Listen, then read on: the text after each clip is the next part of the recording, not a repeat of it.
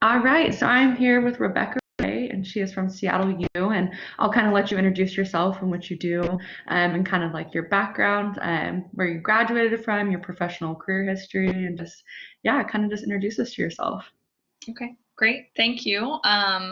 So a little bit about my background. I am originally from Texas, went to the University of Texas for my undergraduate degree. There I studied education, elementary ed, received my certification and did teaching there. But during that time, I also worked with the women's basketball team as a manager and really enjoyed that and was very passionate about career in athletics. So that led me to take a pause in teaching. I moved up to Seattle, went to graduate school at the University of Washington, and studied in the IEL program, so intercollegiate athletic leadership, for a year.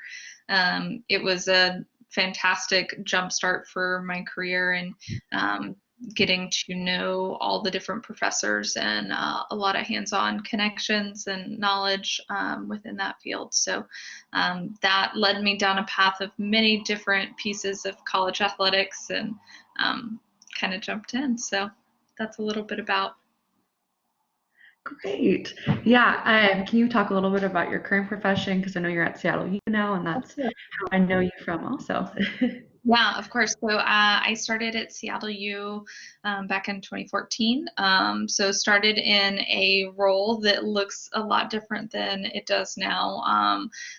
Doing game operations and marketing. So overseeing all of those aspects, which was an awesome opportunity for me to jump in and do the ops stuff that I really love, and also learn more about the inner workings of the department through doing the marketing plans and those pieces. So started in that role, developed out, jumped right in, and so loved it. Was very passionate. The mission of Seattle University really has held me there.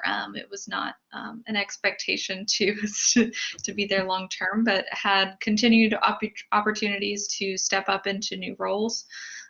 Most recently, I am now the Senior Enrollment Administrator and Associate AD for Facilities Operations. So in that role, I oversee all of our capital projects and oversee all of our operations with the professional staff and equipment and ops. So moving forward with that and get to do all those pieces. Yeah. That's great. I know you've moved up quite a bit, and I saw SWA next to your name on your email thing, and I was like, yes, I'm so happy for you. It's That's fun. great. And It's lots of opportunities through different changes in the department. that's great. I know I like Seattle U's, just their overall mission statement and everything, and Mhm. I always loved that about them and everything. Going to school there was fantastic. So would you like to explain kind of like what you do on like a daily basis and what are your primary responsibilities? And I know you're kind of moving into that marketing role too, which is super exciting and a totally different side of things. Yeah, I've actually stepped away from the marketing side of it, so I haven't touched that in a couple of years. And that we, especially when we reorganized the department under Shani's leadership. So we had an athletic director transition. I guess it's been 3 years ago. So reorganized the senior staff level, which has helped us split up and be a lot more successful. But so in my day to day, a lot of it is right now, this time of year, a lot of it is working on the legislation and the different conference office pieces because it's when we make most of the final decisions moving forward for next year. A lot of developing budgets. So each time of year it looks different.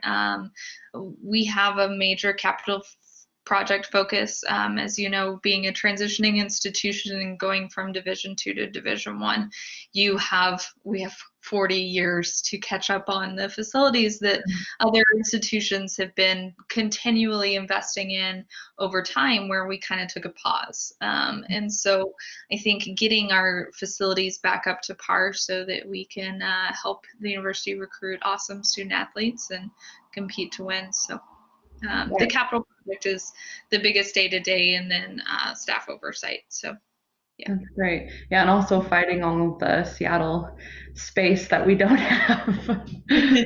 Yes. So as we talk about projects, the rentals and offsite properties are overseeing those contracts, and how it's even more complicated to do a project, when it's your baseball field. You can just decide you want to put a building there and what it looks like and where it's going to set and how you'll anchor it to the ground.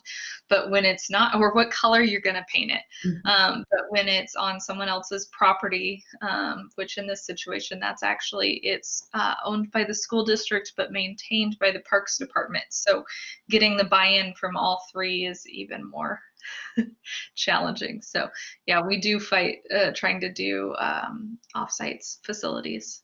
Yeah, that's a lot of hoops to jump through. I always wondered about that because I know that it's all the way over in Bellevue, and also with the key, they're redoing the key. I know the men had to stay and play at SU these last couple years, right?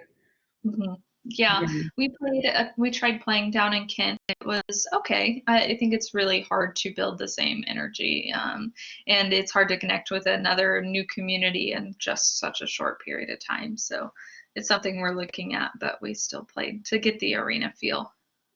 Yeah, hopefully. I worked for the Storm this last summer, Mhm. so we weren't able to just be at the key and set everything up. Whew, my goodness, that was that was such a process, like trying to take all the signage down and do all the game operation stuff. And yeah, that was I um, remember working for the Storm a long time ago when Key accidentally double booked playoffs because they hadn't expected the Storm to be good enough to host.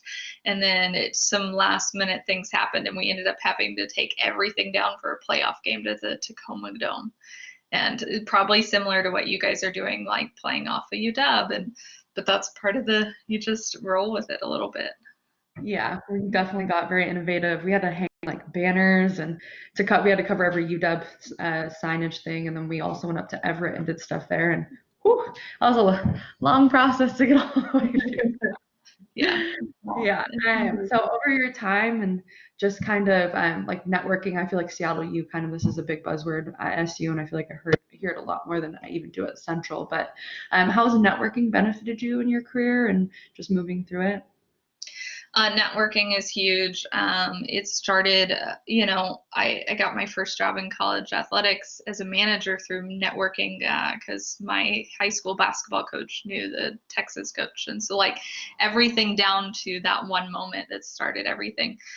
In IEL, that was one of the primary focuses of our education. So all of our professors were people in the industry. So being able to get in touch with those guys and stay in touch has been huge. I also, having had the opportunity to work at most of the organizations in the city, like, love that we are able to connect and keeping those connections. So between my IAL classmates and professors, and then just the business, like, everything's about the connections, especially in a time like right now.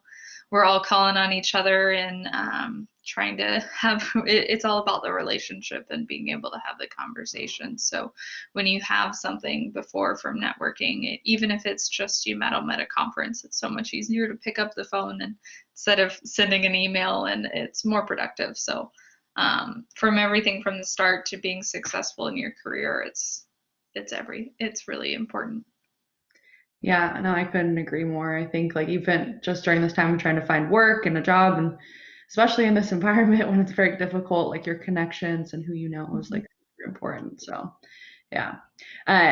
So over the past like maybe 5 to 10 years, I know you've been in sport for a while now. How have you seen women in sport grow, or have you seen more female jobs come up? And what have you experienced personally?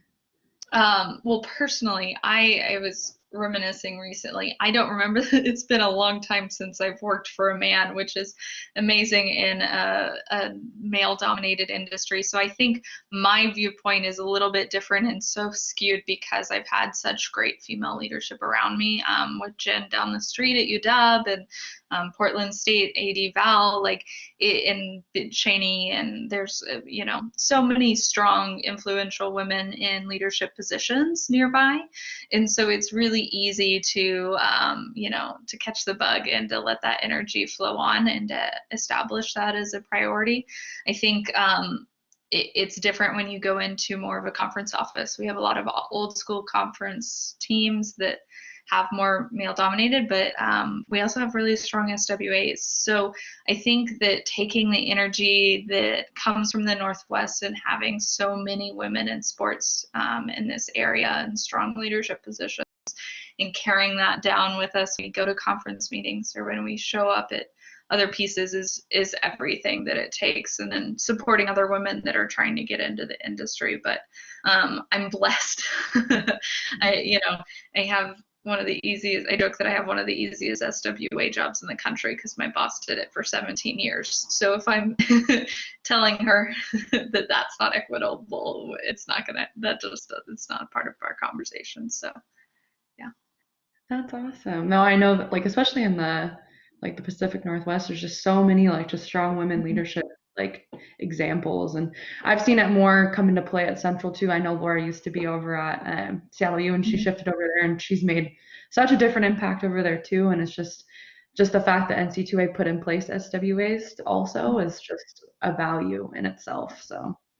Well, and I think as we go through there's a new position as well that's more of I think it's a diversity officer. I need to get the title correctly, as that's going to be not a role, but it's a piece that I'll be taking on similar to the SWA. So I hope that helps bring the same sort of energy as women in leadership positions to more diversity in the leadership positions, so people of color and different backgrounds and that as well. Mm-hmm.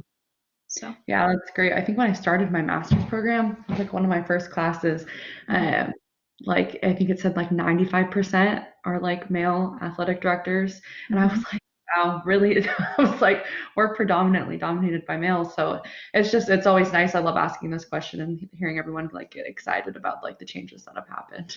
Yeah, and it's nice. I think we had a scheduling challenge this week, but with Idaho State, and it's able to have that relationship and another female AD that it's just you have that different bond, just pick up the phone, and it's nice.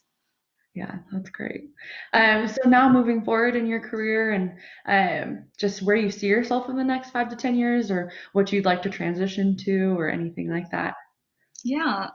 Well, I think in the next 5 to 10 years, I still have more. I feel like I have more to do at Seattle U. I feel like with Shane's leadership and being there, and there's a lot more projects that we're ready to tackle, and obviously COVID will make that more challenging, but from an event center to solidifying and developing this department. So I think that I've got a lot of growth that's still there that I'm excited about developing and bringing to that institution. But personally, I think, growing the position and having something passionate that you're developing, like that's going to be my stronghold. So I think when I don't have that is when I'll move forward. I love working at a mid-major and knowing our student athletes, and I think that's a very special role and something that the Power Fives don't get to latch on to quite the same way. So I think that's definitely a priority for me. Mm-hmm. Yeah, being on the flip side of that, I think that was what attracted me so much to Seattle U, was just like that intimate relationship that you get to have, not just with like your administrators, I mean your professors. There's so much appeal to Seattle U in itself. So I couldn't agree more that more Pac-12 schools really don't, get that, or bigger schools either. So. And it shows up differently. Like I definitely enjoyed my time at Power Fives, and I think you have greater coaching staff relationships, honestly, and there's usually more staff and more developed, so they have similar connections. It's just not as broad. Right, it's just a little different, more concentrated. Yeah. So moving in your career path and journey, is there anything you'd go back and do over again? Oh man, I think that the number one thing as I think back is just enjoying the process, like it, especially in the beginning stages. And it's very easy to get frustrated or get bogged down when things aren't as fast as you want them to be, or not as smooth as you want them to be, or you get passed up for an opportunity that you thought you were perfect for. I think enjoying the process, and I learned so much more because things didn't go the way I thought they should. And so I think that a little bit more patience would be what I would go. But I liked, I believe in enjoying the journey, and you do everything for a reason. So yeah. Yeah. I feel like a lot of people like in the sports world, obviously you're going to be competitive and want things to be a certain way. So the patience thing is a good thing. It's a good advice. I feel like I need to take that because I'm just trying to be as patient as possible It's too. not easy. I don't think I could Mhm. get my 10 years ago self to buy into it, but yeah, I think it's good. That's great. What advice would you give? I know you just said patience, but any advice you'd give to female student athletes that are looking to get into the sporting world and the profession? Yeah, I think I'd probably go with two big pieces. Is one, to really being honest about the skills. I think student athletes are really hard to understand how their skills are translatable, or learning how to put it into words or relate that to other professions outside of what's on the playing field. And so being able to put that in and being confident about what you've accomplished and what the importance, the leadership skills and the development that you, and group working. So I think, as a non-student athlete, like one of the hardest things in grad school is learning to work with a group. So student athletes always have that on, they have it down because you've already had to work with people you didn't necessarily enjoy working with always, and you pushed each other to your limits and went through stressful situations. So I think under being able to translate those job skills for female student athletes and being confident in what those skills are. And then two, to informational interviews and networking.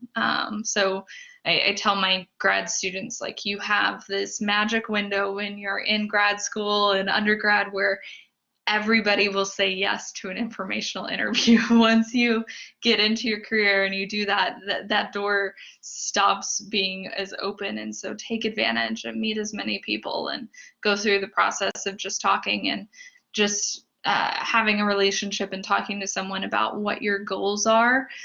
Who knows, that sometimes leads to a job opportunity or a connection or a really great mentor, and you just never know. So being open and being vulnerable to say, hey, will you sit down and chat with me for 30 minutes? It's huge. Yeah, no, the connections that you build just can push you so much further into life. So thank you so much. I really appreciate it. And I appreciate all your answers and insight that you brought to this. And just thank you for your time. Yeah, happy to.